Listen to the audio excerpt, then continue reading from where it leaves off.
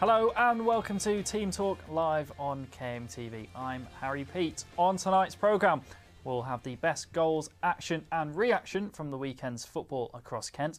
We'll be speaking more to Darren Young, Kent's Invictus Games star.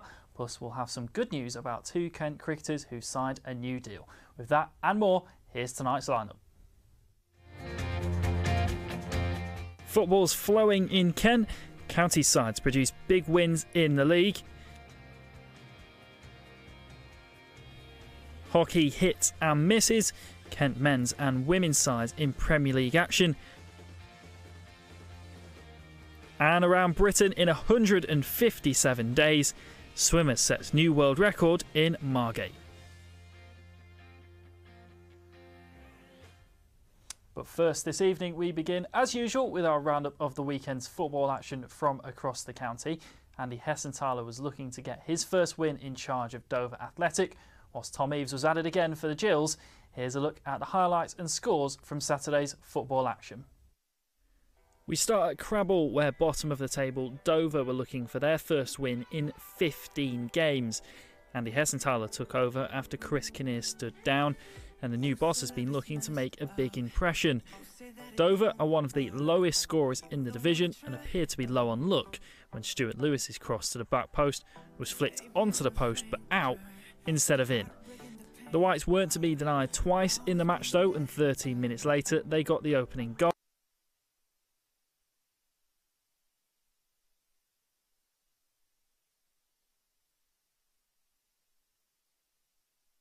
Just had a problem with the football there. Don't worry, you're not missing out on anything too much though, because we've got it ready to play for you again. So stay with us and the football is back with you now.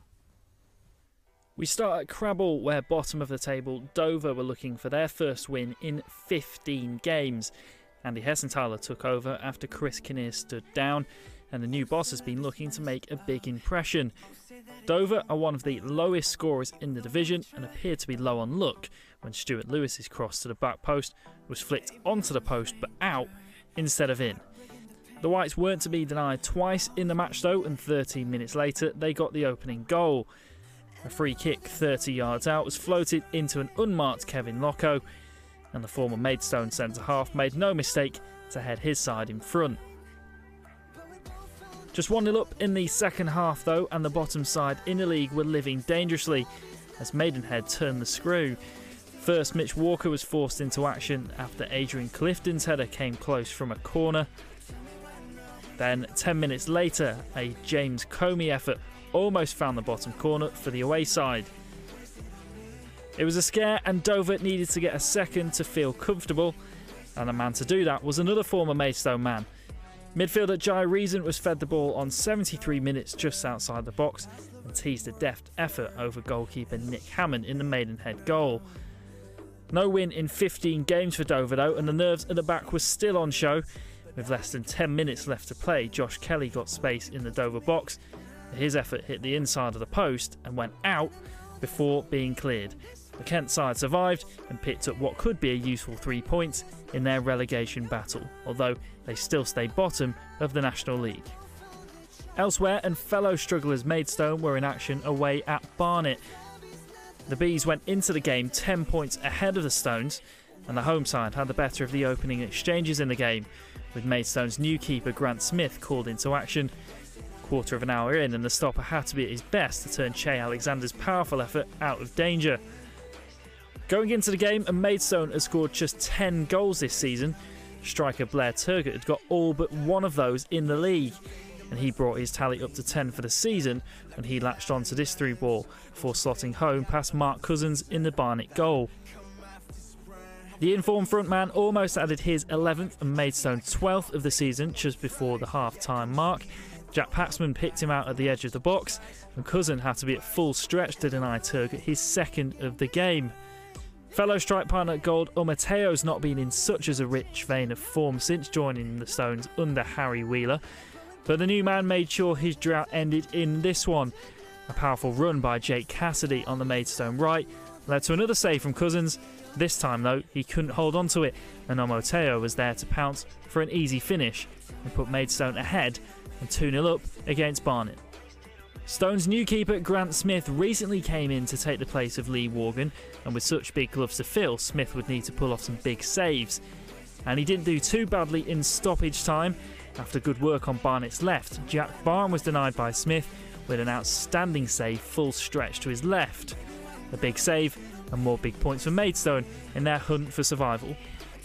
Staying in the National League, and Ebbsfleet also picked up an important 1-0 win at home. In the National League South, and Dartford too picked up a win with 2 goals and 3 points away at Gloucester City. Moving down to the Bostik Premier Division, and league leaders Tunbridge Angels face Whitehawk at home. Angels are looking to march on at the top of the table and head towards the National League South. The leaders, though, were made to wait until the second half to make their breakthrough. And that breakthrough almost arrived from a left-wing corner, but a combination of the underside of the crossbar, a goal line clearance and a save by Minter kept the game scoreless.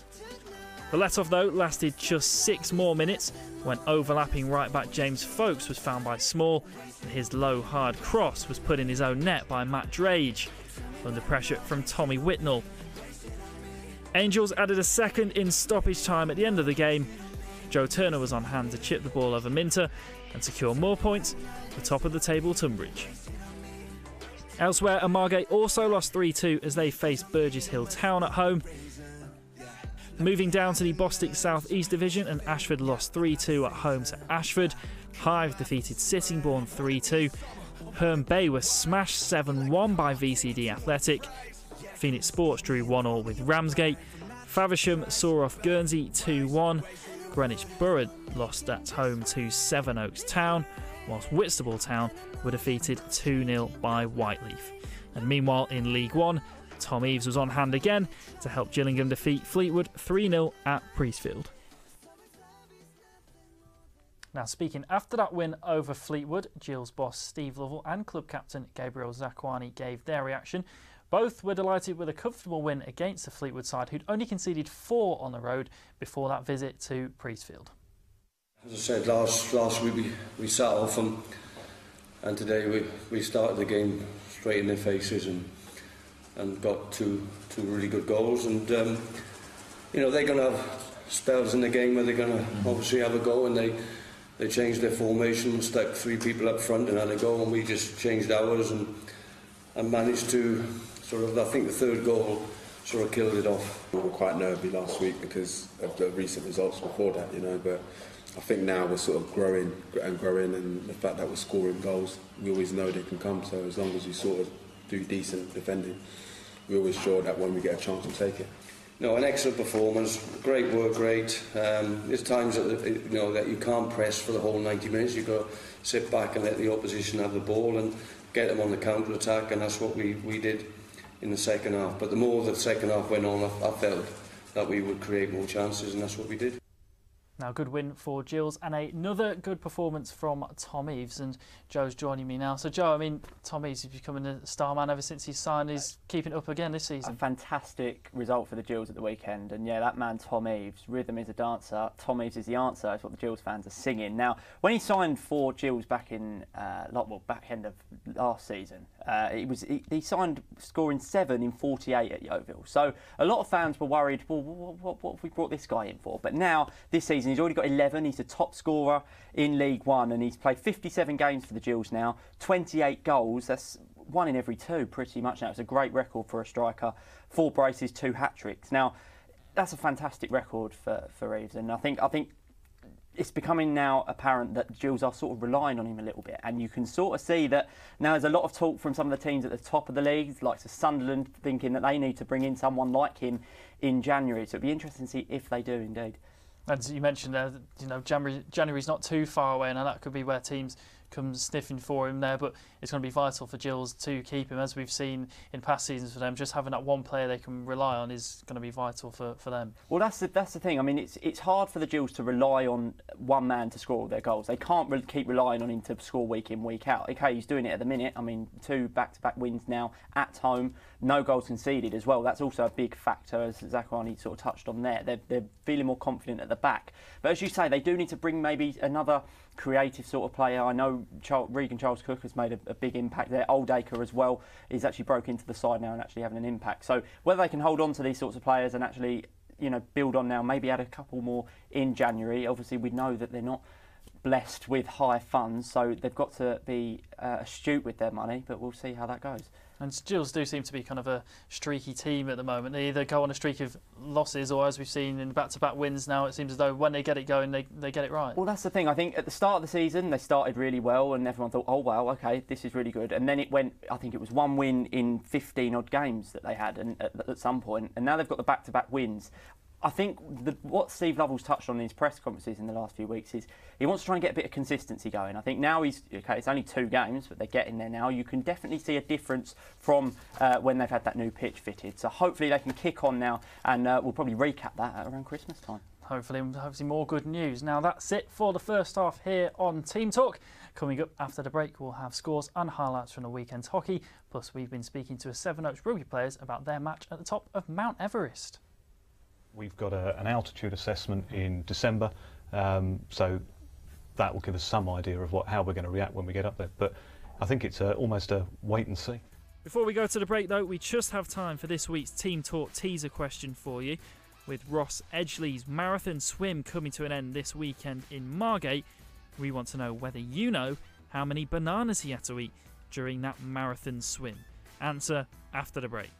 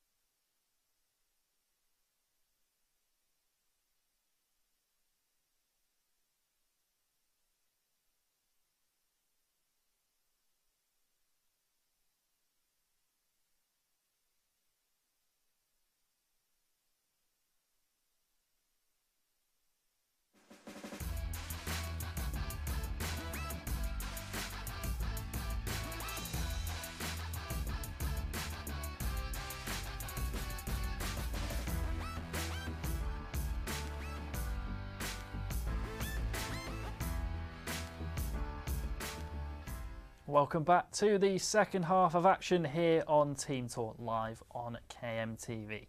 Now, before the break, we asked you how many bananas did marathon swimmer Ross Edgley eat during his record-breaking swim around Great Britain. The answer was 500, so well done if you did manage to get that one right. Now, the reason we're asking you that is because at the weekend, Ross finished his journey right where it started, here in Kent, on the beaches in Margate. And here's a quick look at the final leg.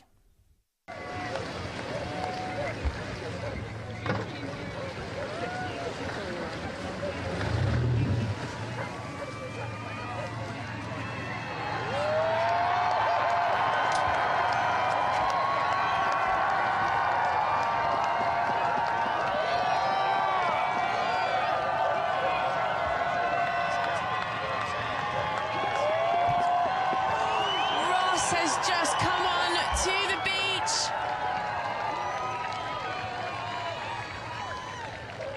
He's officially finishing as we speak right now.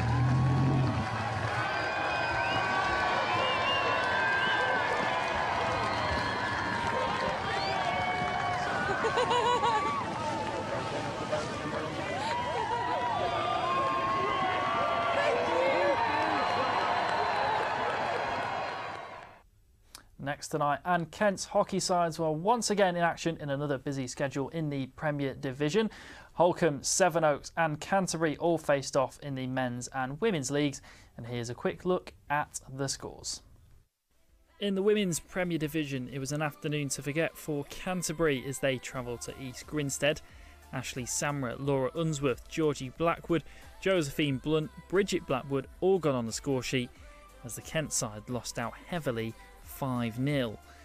Holcombe, though, were on the right side of 5 goals as they travelled to the University of Birmingham.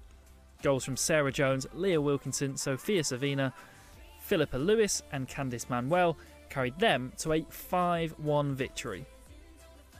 Meanwhile, in the men's division, and a Nick Bandurat brace helped Holcombe squeeze past the University of Exeter at home. Robert Field was also on the score sheet as they won narrowly 3-2. Meanwhile, Sevenoaks picked up what could be a crucial point at home to Reading as they held the away side to a goalless draw at Hollybush Lane. Cricket now, and it's good news for 2 of Kent's young stars in the squad. Both Harry Podmore and Zach Crawley have signed contract extensions with the club. And joining me now to chat a bit more about this good news for Kent is Keelan Webster, our kind of resident cricket expert. You seem to end up there all the time when the matches are on.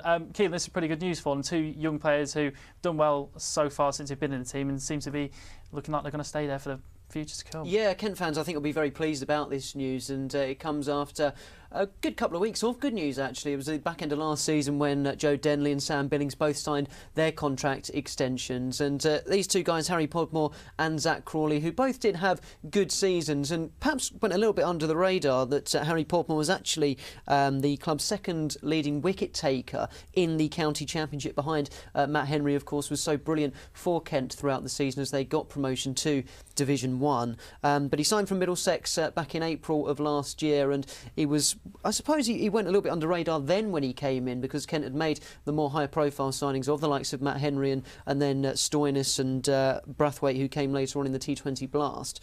But I thought he was actually really impressive in his first season, and if you look back, he also contributed quite well in the white ball competitions as well, really forcing his way in to that One Day Cup side in that quarter-final against Nottinghamshire, where he picked up a couple of key wickets, and in that memorable semi-final as well against Worcestershire, where he was really excellent with the ball, first up getting the key wicket of Callum Ferguson, and then of course hitting the winning runs. And Kent fans will remember very fondly how he celebrated getting those winning runs. And Zach Crawley as well, a 2-year contract for him.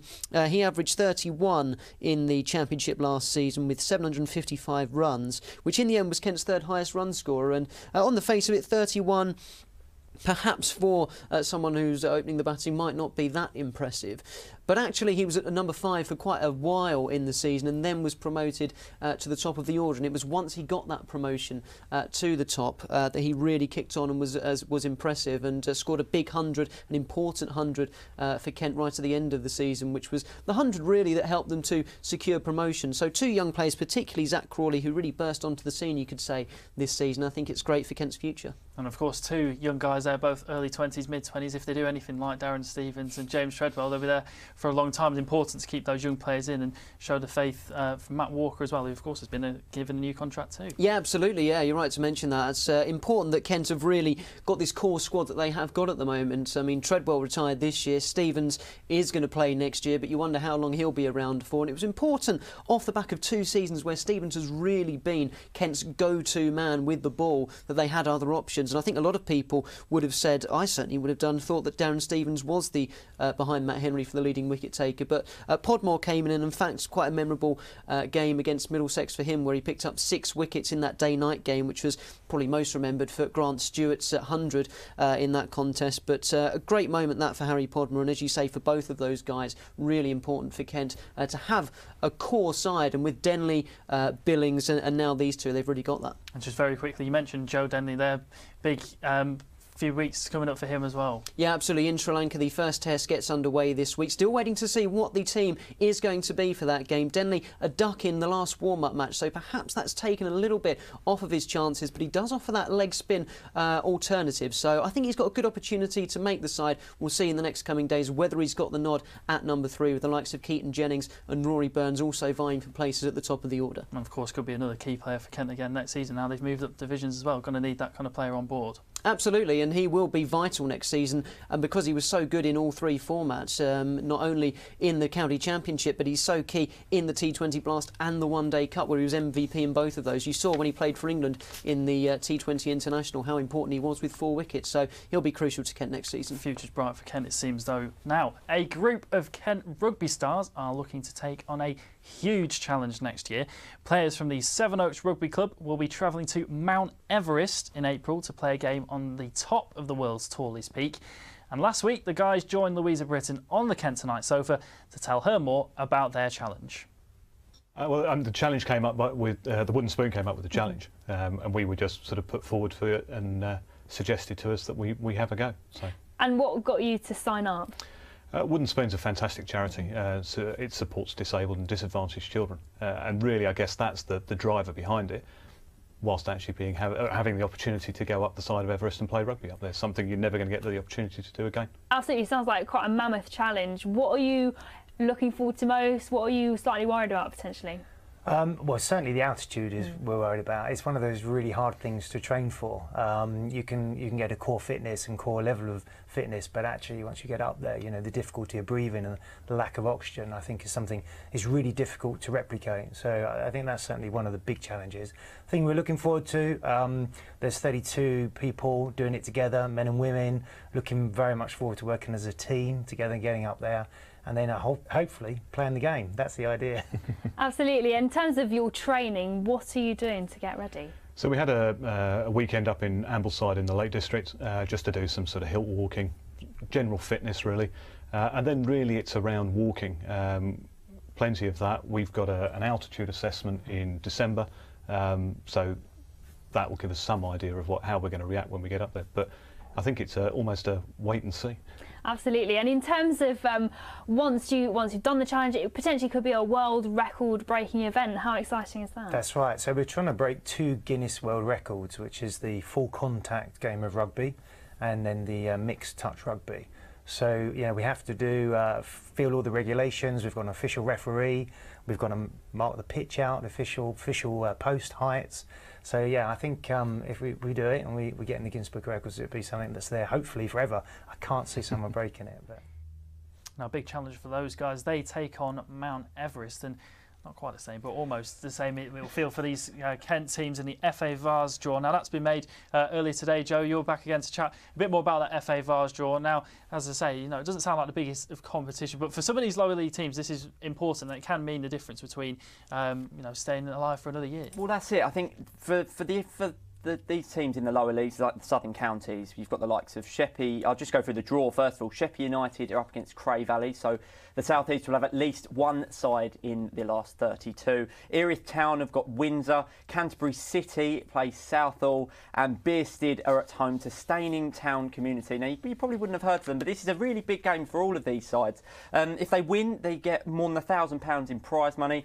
That can go along to, relaying certain things in the club, helping the bar, things like that. And these are, every team wants a cup run. So, yeah, get down and support your local side. Those ties are expected to be played on the 1st of September. So it'll be really interesting to see how they get on. And important as well as the finals played at Wembley, which I'm sure the likes of Bearsted would want to have a chance to be there as well. I think that would be what dreams are made of, really, Bearsted at Wembley. And if they win that game, that's a £30,000 pot of prize money. So it'd be really interesting if they can do that. Sheppey obviously won 2-1 at Spelthorne on Saturday, so it was quite a narrow victory for them. And Cray Valley, I mean, they flew through to the third round, beating Badshot Lee 7-0 on Sunday. Now, it's quite also as well, they'll actually favour the fact that they've all got home ties in this as well. You want to play in front of your home fans, so definitely make sure that you get down to your local club, and hopefully we can see a side like Bearsted, Sheppey, Erith or Canterbury at Wembley. Any of those teams you fancy taking a trip down to? Well, my local from those ones would be Cray Valley, so I'd have to go to Sheppey to watch them on the run. But let's see how they get on. Well, fingers crossed for them as well. I believe Gordon Henderson, I think Sheppey's his favourite team as well. So we'll see how they get on and the rest of Kent's sides. Now that's all from us this evening on Team Talk. Don't forget to follow us on Twitter, Instagram, and Snapchat using the handle KM_Team Talk. We'll be back next Monday with all the latest sports stories from across Kent, and we'll see you then. Goodbye.